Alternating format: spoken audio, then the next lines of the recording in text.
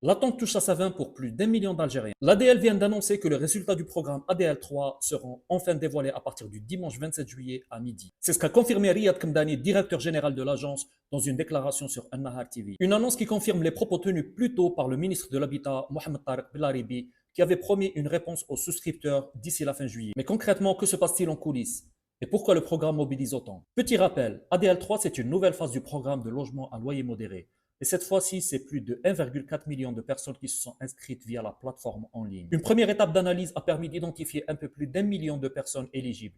Ces données ont été croisées avec plusieurs fichiers nationaux pour éviter les fraudes et les doubles inscriptions. Voici quelques chiffres pour mieux visualiser la répartition. Alger, 252 000 inscrits. Oran, 86 400 inscrits.